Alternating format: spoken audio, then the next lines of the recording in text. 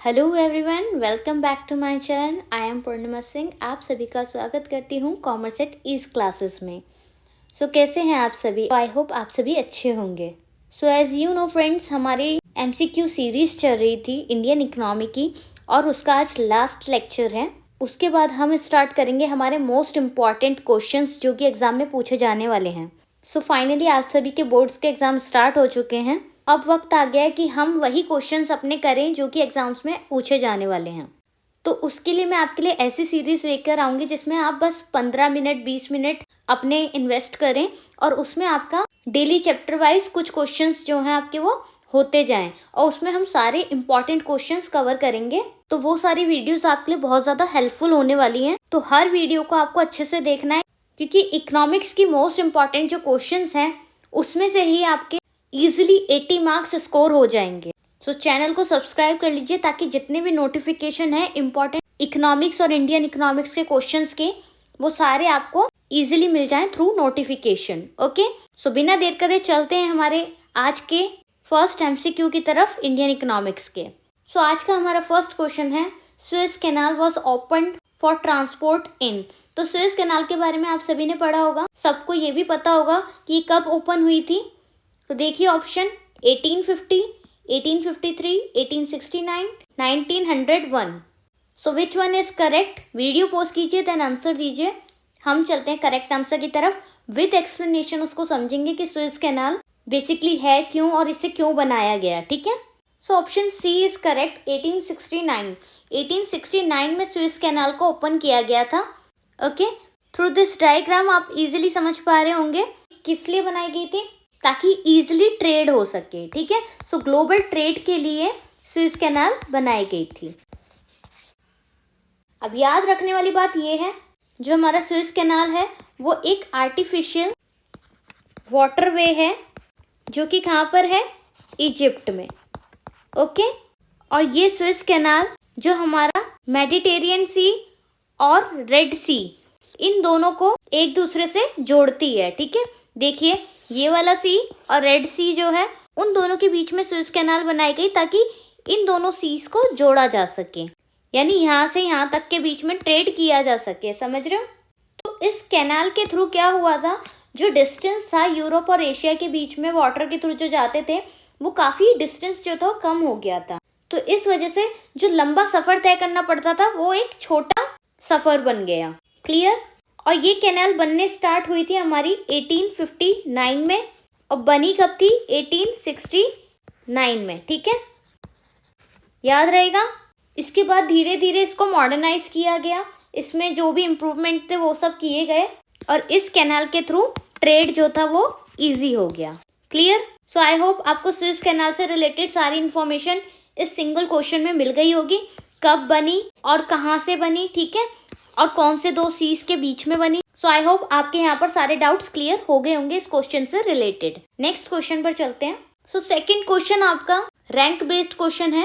Which of the following countries ranks first in the development experience. तो जो development experience के according कौन सी country है जिसकी रैंक फर्स्ट है? Option A India, option B China, C Pakistan, D none of this. Which one is correct? Again video post कीजिए then आप answer दीजिए। हम चलते हैं अपने करेक्ट आंसर की तरफ। Option B is correct, China. China है जो कि डेवलपमेंट एक्सपीरियंस में फर्स्ट रैंक पर है। ठीक है, तो इसमें कुछ समझाने वाला नहीं है, ये रैंक बेस्ड है कि कौन सी कंट्री कौन सी रैंक पे है according to development experience. Okay, China जो है हमारा वो फर्स्ट रैंक पे है, याद रखिएगा। Next question, question number 3, which of the following replaced MRTP act. MRTP act मैंने आपको कराया भी है, जब मैंने प्रीवियस MCQ क्वेश्चन सीरीज ली हैं उनमें MRTP एक्ट के बारे में समझाया आपको। तो कौन सी एक्ट ने MRTP एक्ट को रिप्लेस किया है? Option 1 competition act, foreign exchange management act जिसे हम फेमा भी कहते हैं, FEMA। ठीक है, FEMA. And option 3 new companies act, option 4 none of this. बताइए MRTP एक्ट को किसने रिप्लेस किया है? करेक्ट आंसर है इसका ऑप्शन 1 कॉम्पिटिशन एक्ट। समझते हैं इसके बारे में। जो हमारा MRTP एक्ट है उसकी फुल फॉर्म है monopolistic and restrictive trade practices. Firstly आपको इसकी फुल फॉर्म पता होनी चाहिए, MRTP एक्ट की फुल फॉर्म क्या है। इलेक्टेड इन 1969, ये डेट याद रखनी है। MRTP जो है वो 1969 में इनेक्टेड हुई थी। इस एक्ट का एम था to prevent concentration of economic power in hands of few. तो इस एक्ट का एम यही था कि कुछ लोगों के पास जो पावर होती है, इकोनॉमिक पावर, उसे प्रिवेंट करना। ठीक है। Next is protect consumer interest, consumer के इंटरेस्ट को प्रोटेक्ट करना। प्रोवाइड कंट्रोल ऑफ मोनोपोलीज, ये सभी पढ़ लीजिएगा। ठीक है, सारे पॉइंट्स। बस ये याद रखना है कि जम्मू एंड कश्मीर को छोड़ के सारी इंडिया में इसको इम्प्लीमेंट किया गया था, बट जम्मू एंड कश्मीर में नहीं किया गया था। ठीक है। और उसके बाद ये रिप्लेस की थी कंपटीशन एक्ट से 2002 में। तो ये डेट आपको याद रखनी है, 2002 में कंपटीशन एक्ट में चेंज हो गया। और जो MRTP एक्ट थी वो कब आई थी? 1969 में। ये दो डेट्स याद रखना, क्योंकि अगर आपसे क्रोनोलॉजिकल ऑर्डर पूछ लिया जाएगा तो आपको याद होना चाहिए जो MRTP एक्ट है हमारी, वो 1969 में आई थी, यानी पहले आई थी। उसके बाद ये चेंज होके कंपटीशन एक्ट में 2002 में चेंज हो गई थी। क्लियर? तो बेसिकली जो रेस्ट्रिक्शंस वगैरह थे उन सबको हटाकर इक्वालिटी लाना था इस एक्ट का एम, ताकि जो मार्केट है उसमें कंपटीशन बढ़ सके। ठीक है, इसलिए कंपटीशन एक्ट उसके बाद 2002 में उसका नाम रख दिया गया था, क्योंकि कंपटीशन को इंक्रीज करना था मार्केट में। क्लियर? अब इसके कुछ ऑब्जेक्टिव्स देख लेते हैं। सो objective of MRTP, prevention of concentration and economic power, control of monopolies, prohibition of monopolistic trade practices, prohibition of restrictive trade practices and unfair trade practices. ठीक है, तो ये सारे जो MRTP हमारी थी उसके मेन ऑब्जेक्टिव थे, और यही पीछे पॉइंट्स भी अभी हमने जो पढ़े हैं वो भी यही सब बातें आपको बता रहे हैं। ठीक है, तो ऑब्जेक्टिव्स आपको पता होनी चाहिए MRTP एक्ट के।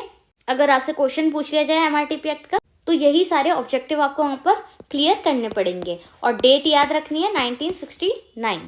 सो आई होप MRTP भी आपको ओवरऑल समझ आ गया होगा अच्छे से, उसके ऑब्जेक्टिव भी समझ आ गए होंगे, कंपटीशन एक्ट कब आया ये भी पता चल गया होगा। So next question is which of the following is not a merit of human capital formation. तो ह्यूमन कैपिटल फॉर्मेशन हमने बहुत अच्छे से समझा है हमारे MCQ सीरीज में ही।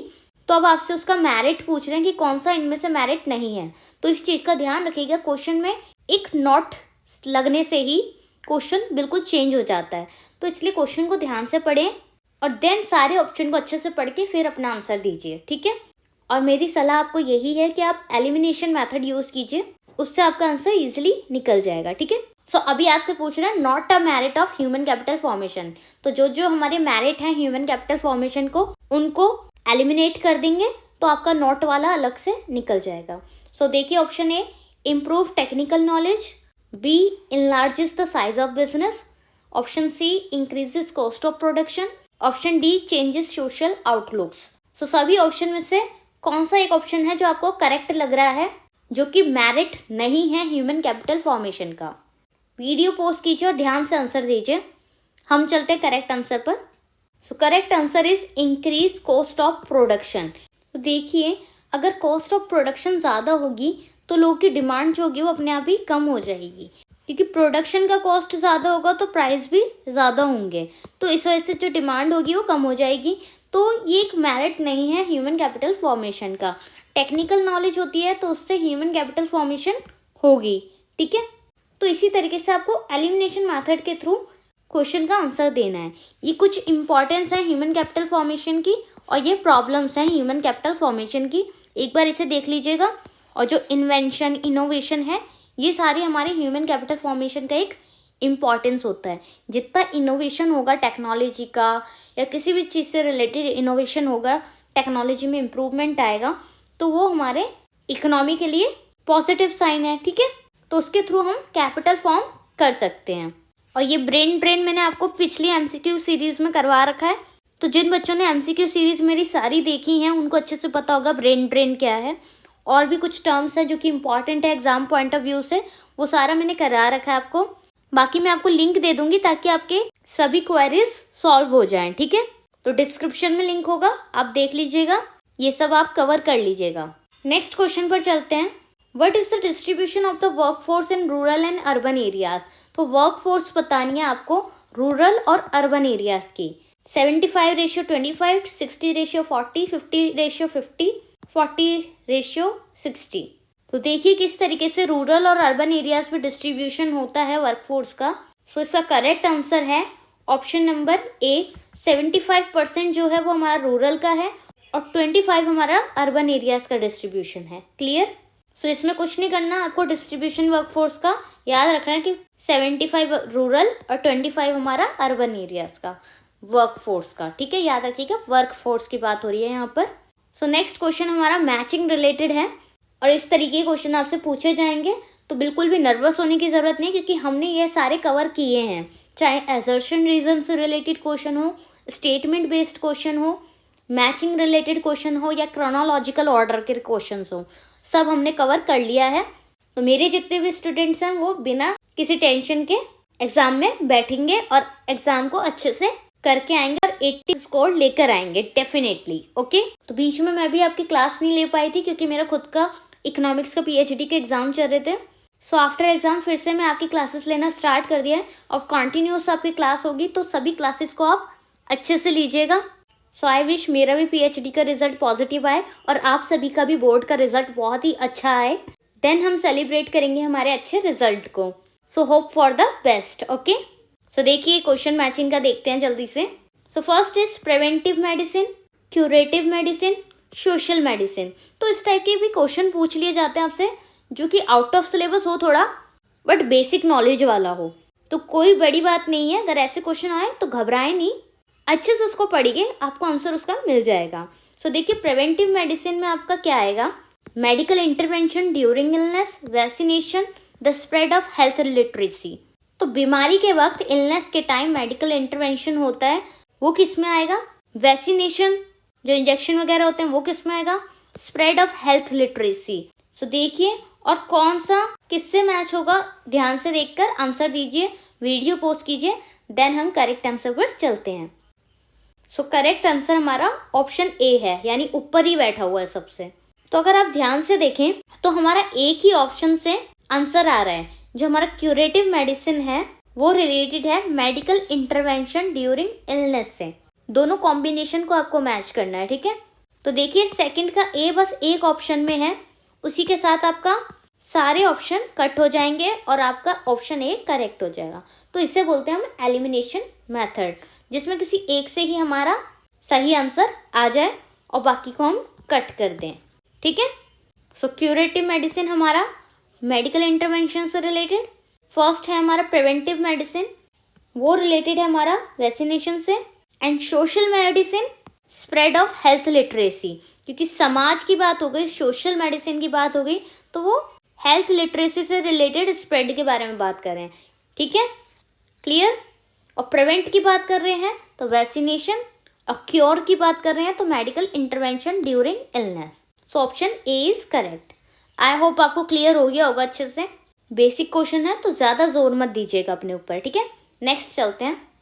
सो lingering challenges include option A challenge of rural credit, challenge of rural marketing, challenge of unemployment, both A and B, यानी रूरल क्रेडिट और रूरल मार्केट। तो आप सभी ने ये वर्ड तो अच्छे से पढ़ा होगा। ठीक है, लिंजरिंग बोलते हैं कुछ बच्चे और कुछ लिंगरिंग बोलते हैं। तो लिंगरिंग चैलेंज आपका जो है वो कौन से चैलेंज को इंक्लूड करता है, ध्यान से आंसर दीजिएगा, वीडियो पोस्ट कर लीजिए। करेक्ट आंसर पर हम चलते हैं। सो करेक्ट आंसर है हमारा option D, both A and B. ठीक है, यानी रूरल क्रेडिट भी इंक्लूड होता है और रूरल मार्केटिंग भी इंक्लूड होता है हमारे लिंजरिंग चैलेंज में। और ये कुछ चैलेंजेस हैं हमारे, ध्यान से पढ़ लीजिएगा। पुअर रोड कनेक्टिविटी, अब रूरल क्रेडिट की और रूरल मार्केटिंग की बात हो रही है तो किस तरीके के चैलेंज फेस करने पड़ते हैं। Poor road connectivity, low density of shops पर विलेज, पुअर स्टोरेज सिस्टम, लो इन्वेस्टमेंट कैपेसिटी। ठीक है, poor display of products, इनएडिक्वेट banking and credit facilities. तो रूरल में, गाँव के एरिया जो होते हैं हमारे, वहाँ तक इतना फाइनेंस रिलेटेड बेनिफिट्स लोगों को नहीं मिल पाते हैं। ठीक है, तो इनएडिक्वेट बैंकिंग एंड क्रेडिट फैसिलिटीज़ की लोगों को, रूरल एरियाज तक इतनी क्रेडिट फैसिलिटीज़ लोगों तक नहीं पहुंच पाती, बैंकिंग सर्विसेज नहीं पहुंच पाती, जिस वजह से उन्हें काफ़ी चीज़ें फेस करनी पड़ती है, काफ़ी सारे चैलेंजेस उन्हें फेस करने पड़ते हैं। ठीक है, अच्छी कनेक्टिविटी नहीं है, रोड, हॉस्पिटल्स, कॉलेजेस, स्कूल्स, इन सब की कोई भी फैसिलिटी नहीं है, तो रूरल क्रेडिट और रूरल मार्केटिंग रिलेटेड क्या फैसिलिटी होगी, ठीक है। तो यही चैलेंजेस हैं जो कि हमारे रूरल एरियाज़ में लोगों को फेस करने पड़ते हैं। सो लिंजरिंग चैलेंज आपको क्लियर हो गया होगा। नेक्स्ट क्वेश्चन, अब इस तरीके के भी क्वेश्चन आपसे पूछे जाएंगे जिसमें क्वेश्चन बहुत ईजी होगा, बट इतनी सारी स्टेटमेंट दे रखी होगी, इतना बड़ा क्वेश्चन दे रखा होगा कि आप पढ़ के कहेंगे चलो यार इसको स्किप करते हैं, टाइम वेस्टिंग है। बट अपने पढ़ने की जो स्पीड है उसको इंक्रीज कीजिए, ताकि आप 1 मिनट में क्वेश्चन पढ़ ले और आप उसका आंसर दे पाएँ। तो बड़े क्वेश्चन को देख के डरने की बात नहीं है, आप जल्दी से जल्दी उस क्वेश्चन को पढ़ें, देन ऑप्शन देखिए और आंसर दीजिए, ठीक है। क्योंकि जो बड़े बड़े क्वेश्चन होते हैं वो बहुत इजी होते हैं, उसमें यूं ही आप आंसर निकाल सकते हैं। तो देखिए हम ये क्वेश्चन समझते हैं किस तरीके से हमें क्वेश्चन पढ़ना है।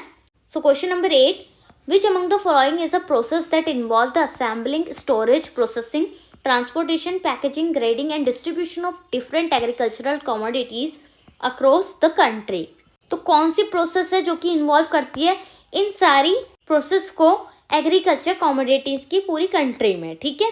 अब कोई चीज़ है उसको स्टोर कर रहे हैं, प्रोसेस कर रहे हैं, फिर उसको ट्रांसपोर्ट कर रहे हैं, उसकी पैकेजिंग वगैरह कर रहे हैं, ग्रेडिंग कर रहे हैं, डिस्ट्रीब्यूशन कर रहे हैं, तो वो सारी एक एग्रीकल्चर से रिलेटेड क्या प्रोसेस है, क्योंकि एग्रीकल्चर कमोडिटीज़ की बात कर रहे हैं ना, यानी फूड रिलेटेड कुछ ट्रांसपोर्ट हो रहा है, स्टोरेज हो रही है उसकी, पैकेजिंग हो रही है उसकी, ठीक है। तो एक प्रोसेस है ये पूरा। तो ऑप्शन देखिए और बताइए कि इस प्रोसेस को हम क्या बोलेंगे, agriculture management, agriculture banking, agriculture diversification, agricultural marketing. So which one is correct, जल्दी से वीडियो पोस्ट कीजिए, आप सभी को आंसर आता है, आई नो, तो जल्दी से आंसर दीजिए, हम चलते हैं करेक्ट आंसर की तरफ। सो इसका करेक्ट आंसर है हमारा ऑप्शन डी, एग्रीकल्चरल मार्केटिंग। जब हम मार्केटिंग की बात करते हैं वहीं हम assembling, storage, processing, transport related, packaging related सभी चीज़ें डिस्कस करते हैं कि भाई एक एग्रीकल्चर कमोडिटी को हमें इस प्लेस से इस प्लेस में पहुंचाना है, तो उसके लिए हमारे को बहुत सारी पहले तैयारियां करनी पड़ेगी, ठीक है। पूरी प्रोसेस होती है, उस प्रोसेस के बाद वहाँ पर ट्रांसपोर्टेशन होगा, आगे चीज़ें पहुँचेगी, तो इस प्रोसेस को हम बोलते हैं एग्रीकल्चरल मार्केटिंग। क्लियर? तो एग्रीकल्चर मार्केटिंग क्लियर हो गया होगा आपका अच्छे से। तो कितना इजी क्वेश्चन था, देखा आपने, बस क्वेश्चन को पढ़ने की देरी थी। तो क्वेश्चन बड़ा हो तो देख के डरने की बिल्कुल जरूरत नहीं है, ध्यान से पढ़िए क्वेश्चन को, फिर आंसर दीजिए, ठीक है। तो नेक्स्ट क्वेश्चन पर चलते हैं। Question number 9, the government establish the institutional sources of finance. Government ने एस्टैब्लिश किए इंस्टीट्यूशनल सोर्स फाइनेंस से रिलेटेड, ठीक है, to provide adequate credit to farmers at a cheaper interest rate, ताकि लोगों तक, जो फार्मर्स हैं हमारे, उन तक कम इंटरेस्ट रेट में लोन फैसिलिटी मिल सके, उन्हें क्रेडिट फैसिलिटी मिल सके, इसलिए इस्टेब्लिश किए सरकार ने फाइनेंस रिलेटेड सोर्स। या फिर to assist small farmers in raising agriculture productivity and maximising their income. Farmers की एग्रीकल्चर प्रोडक्टिविटी को इंक्रीज करना और उनके इनकम को मैक्सिमाइज करने के लिए। To earn profit, profit earn करने के लिए सरकार ने सोर्स ऑफ फाइनेंस स्टैब्लिश किए, या all of this. So which one is correct, ध्यान से क्वेश्चन पढ़िए, आंसर दीजिए। सभी पॉइंट्स को मैंने अच्छे से आपको समझा दिया है कि क्यों गवर्नमेंट जो है किसी भी इंस्टीट्यूट को बनाती है as a source of finance. Okay, so correct answer है इसका option A, to provide adequate credit to farmers at a cheaper interest rate. तो गवर्नमेंट ने ऐसे इंस्टीट्यूट सोर्स ऑफ फाइनेंस के इसलिए बनाए हैं ताकि वो एक एडिक्वेट क्रेडिट फैसिलिटी फार्मर्स तक पहुंचा सके, ताकि उन्हें कम इंटरेस्ट रेट में पैसा मिल सके और उस पैसे के थ्रू वो अच्छा प्रोडक्शन कर सके। अच्छा प्रोडक्शन होगा तो इनकम खुद ही जनरेट हो जाएगी, ठीक है। तो ऐसी कई सारी गवर्नमेंट स्कीम्स लेके आती है जिसके थ्रू फार्मर्स को कम इंटरेस्ट रेट पर क्रेडिट फैसिलिटी मिलती है। Clear? So affordable credit for farmers to boost agriculture productivity. तो बेसिकली एग्रीकल्चर प्रोडक्टिविटी को इंक्रीज करने के लिए ऐसी कई सारी पॉलिसीज आती हैं, ठीक है। नेक्स्ट क्वेश्चन, तो ये है हमारा आज का लास्ट क्वेश्चन, जल्दी से पढ़ते हैं। Which of the following statement about the Indian economy is true during the era of 1950 and 1990। तो 1950 टू 1990 के एरा के अकॉर्डिंग इंडियन इकोनॉमी में कौन सी बात सही है? The abolition of intermediaries was a part of the industrial reform in India. 1950 to 1990 का जो टाइम पीरियड है उसको ध्यान में रखते हुए आपको इसका आंसर देना है। और मैंने आपको स्टार्टिंग के जो एराज हैं उन्हें अच्छे से पढ़ाया है, कब क्या हुआ था, कौन कौन से सेक्टर ने कौन कौन सी एक्ट परफॉर्म की थी, वो सब आपको अच्छे से कराया है। क्योंकि 1990 के बाद 1991 में तो हमारा एलपीजी ही आ गया था, ठीक है, जिसे हम क्या बोलते हैं, इकोनॉमिक रिफॉर्म। सो नेक्स्ट है the abolition of intermediates was a part of the external sector reform in India. तो एबॉलिशन ऑफ इंटरमीडिएट्स ये तो आप सभी को पता होगा ना क्या होता है। सो एबॉलिशन ऑफ इंटरमीडिएट्स क्या होता है, जो बिचौलिए होते हैं जो हर सेक्टर में होते हैं, चाहे इंडस्ट्रियल हो, एग्रीकल्चर हो, ठीक है, तो उन सबको एबॉलिश करना था, उन सबको खत्म करना था। क्योंकि जस्ट बिकॉज ऑफ इंटरमीडिएट्स, जो मीडिएटर होता था, उसकी वजह से प्राइसेस वगैरह राइज हो जाते थे या बहुत ज़्यादा प्रॉब्लम्स क्रिएट होती थी। तो इंडियन इकोनॉमी के इस एरा के बीच में यही मेनली ध्यान दिया गया था कि एबॉलिश किए जाएं इंटरमीडिएट्स, यानी बिचौलियों को समाप्त किया जाए, खत्म किया जाए। बीच में कोई ना कोई मीडिएटर होता है, उसका पार्ट खत्म कर दिया जाए, ठीक है। तो इन सब में से आपको लास्ट की इन्हीं सब स्टेटमेंट को ध्यान से देखना है, देन आंसर दीजिए कि कौन सा सही है। Abolition of intermediaries was a part of external sector reform in India. Abolition of intermediaries was a part of the land reform in India. Abolition of intermediaries was a part of the banking reform in India. So which one is correct? Video post कीजिए, answer दीजिए। हम चलते हैं correct answer पर। So correct answer is option C, the abolition of intermediates was a part of the land reform in India. तो ये question आपको सभी को अच्छे से पता होगा, क्योंकि इंडियन इकोनॉमी में 1950 टू 1990 के एरा में लैंड रिफॉर्म्स पर ध्यान दिया गया था, जिसमें ज़मींदारी सिस्टम, रियायतवारी सिस्टम, मालवारी सिस्टम, इन सारे सिस्टम में जो ज़मींदारी सिस्टम था उसमें जो ये लैंड रिफॉर्म्स थे उन्हें लेकर आए थे। बिचौलिया होते थे उनको हटा दिया गया था, क्योंकि उनकी वजह से जो छोटे छोटे फार्मर्स होते थे उनको बहुत ज़्यादा टैक्स वगैरह, टेनेंट्स वगैरह पे करना पड़ता था, ठीक है। तो बहुत ही अच्छा क्वेश्चन था हमारा लास्ट वाला क्वेश्चन, जिसमें हमने सेक्टर्स की भी बात कर ली, रिफॉर्म्स की भी बात कर ली, और क्यों इंटरमीडिएट्स एबॉलिश किए गए ये भी हमने अच्छे से समझ लिया। सो आई होप आप सभी को आज की क्लास बहुत अच्छी लगी होगी। अगर क्लास अच्छी लगी तो प्लीज़ वीडियो को लाइक ज़रूर कीजिएगा और कमेंट करके बताइए आपको क्लास कैसी लगी। अब कल से हम स्टार्ट करेंगे हमारे मोस्ट इम्पॉर्टेंट क्वेश्चंस जो कि एग्जाम में आपसे पूछे जाने वाले हैं। अगर आपने वो क्लास कवर कर ली सो डेफिनेटली आप 80 स्कोर कर लेंगे।